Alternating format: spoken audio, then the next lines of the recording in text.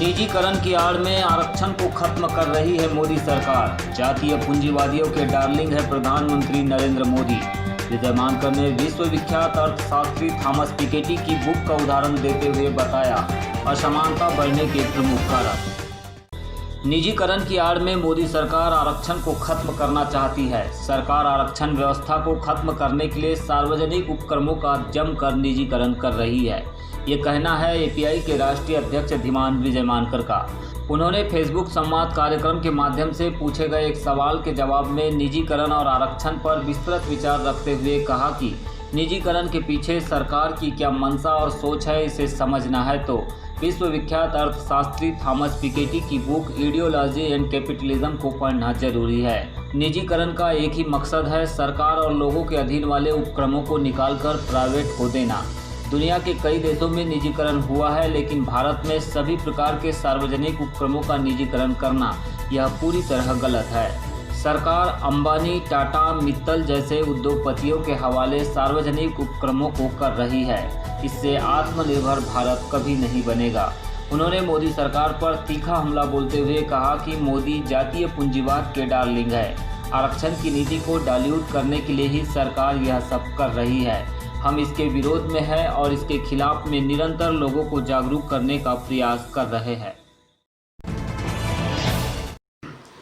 Sir, काफ़ी साथियों के सवाल आ रहे हैं प्राइवेटाइजेशन को लेकर। रेलवे का प्राइवेटाइजेशन हो रहा है या फिर बाकी सेक्टर में भी हो रहा है, तो उसमें जो है एम्प्लॉयमेंट अफेक्ट हो रहा है।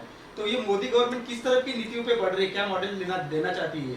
देखिए, प्राइवेटाइजेशन जो है उसका सिंपल मीनिंग है। यदि आप इकोनॉमिक्स को पढ़ेंगे और पर्टिकुलरली मैं फिर बार बार थॉमस पिकेटी का जो बुक है वो आप लोगों को दिखा रहा हूँ, तो ये बुक जो है वो थॉमस पिकेटी का जो है, इसको यदि आप पढ़ेंगे तो आपको जो है इनइक्वालिटी जो है वो क्यों आ रही है दुनिया के अंदर में जो है वो ध्यान में आएगा, और इसके पीछे क्या सोच है ये भी आपको ध्यान में आएगी। It is called hyper capitalism. जो थॉमस पिकेटी ने कहा है कि हाइपर कैपिटलिज्म, या जिसको कंटेम्प्रेरी कैपिटलिज्म भी कहा जाता है, उसमें लाइजर की भी आइडियोलॉजी है। इन्होंने न्यू प्रोप्राइटेरियन आइडियोलॉजी करके जो है इसको कहा है। तो प्राइवेटाइजेशन का एक ही मकसद है। क्या मकसद है?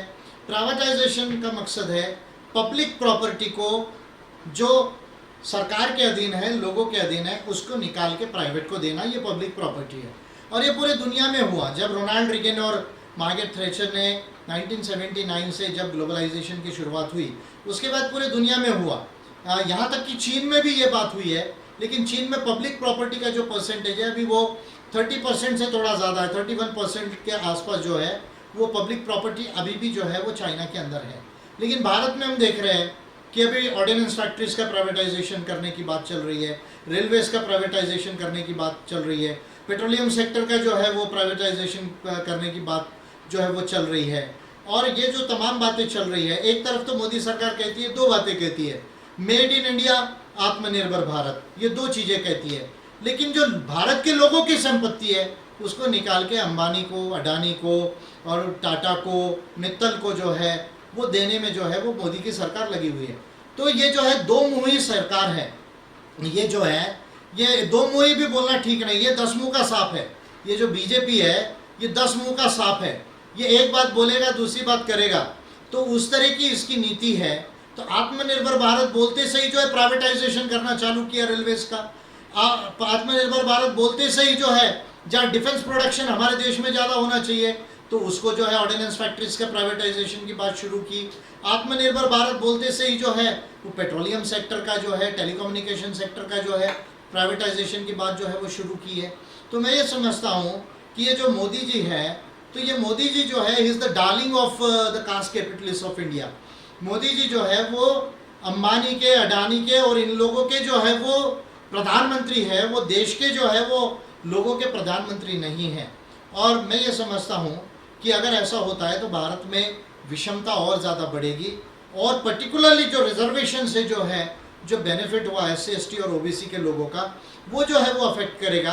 और अभी तो थॉमस पिकेटी ने अपने बुक में भारत के रिजर्वेशन की काफ़ी तारीफ़ की है कि भाई इससे जो है जो लोग डिस्क्रिमिनेटेड थे, जो बहुत विषमता थी, वो कम होने में मदद हुई है। तो मैं ये समझता हूँ कि रिजर्वेशन की पॉलिसी को डाइल्यूट करने के लिए और देश की संपत्ति को अंबानी अडानी को ट्रांसफ़र करने के लिए ये जो है वो मोदी सरकार इस तरह का जो है वो स्टेप ले रही है, ये कंडेमेबल है। अम्बेडकराइट पार्टी ऑफ इंडिया जो है इस नीति का टोटली अगेंस्ट में है। जो प्रॉफिटेबल जो है पब्लिक सेक्टर एंटरप्राइजेस है उनको बेचा नहीं जाना चाहिए, उनको और ज़्यादा अच्छे से मैनेज करके ऑटोनॉमी देके उनका जो है वो प्रॉफिट बढ़ाना चाहिए। और जो लॉस मेकिंग में जा रही है उसको प्रयास करना चाहिए 3 साल 4 साल तक कि उसको जो है वो प्रॉफिट में लाया जाए, और जब एकदम ही लॉस मेकिंग में चली जाए तब जाकर जो है फिर आखिरी में उसको सोल्ड आउट करने का जो है वो निर्णय लेना चाहिए। लेकिन वो जो डिसइन्वेस्टमेंट होता है उसका पूरा प्रोसीड्स जो है, उसका जो पूरा पैसा है तो लोग पब्लिक पॉलिसी के ऊपर लगाना चाहिए, ताकि जो है एजुकेशन है, हेल्थ है, हाउसिंग है, सोशल सिक्योरिटी है, इस तरह की चीज़ें जो है वो फुलफिल हो सके। तब जाके न्याय की जो है वो नीति होगी, तब जाके समानता की नीति होगी, तब जाके मानवता की नीति होगी। अदरवाइज अभी ये जो नीति मोदी सरकार कर रही है वो विषमता की नीति है, वो अन्याय की नीति है, अमानवता की नीति है। भारत के चंद लोग, जब 1980 में भारत में 10% लोगों के पास 25 से 35% केवल पैसा था, आज उन्हीं 10% लोगों के पास जो है वो लगभग जो है वो 55% जो है भारत के अंदर में जो है वो इनकम हो गई है, वेल्थ उससे जो है वो ज़्यादा है।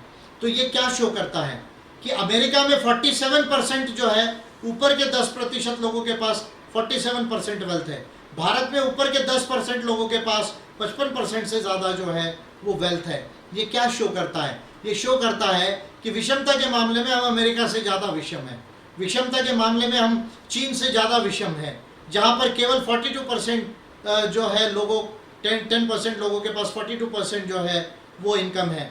रशिया में जो है वो लगभग जो है 47% जो है वो वेल्थ है। यूरोप जो सबसे ज़्यादा विषमता कम है वो यूरोप में है, जहाँ 34% केवल जो है वो इनकम जो है वो ऊपर के 10% जिसको टॉप डिसाइल बोला जाता है उनके पास में है। और भारत में जो नीचे के 50% जो लोग हैं उनका जो इनकम है वो बहुत ज़्यादा जो है वो कम हो रहा है। अभी 15% भी जो है उनके पास में जो है वो इनकम नहीं बचा हुआ है। ये शो करता है कि जो बीजेपी की जो पॉलिसीज़ है वो विषमतापूर्ण है, और इसको जो है हम कंडेम करते हैं, और इससे भारत का कोई बहुत उद्धार नहीं होगा।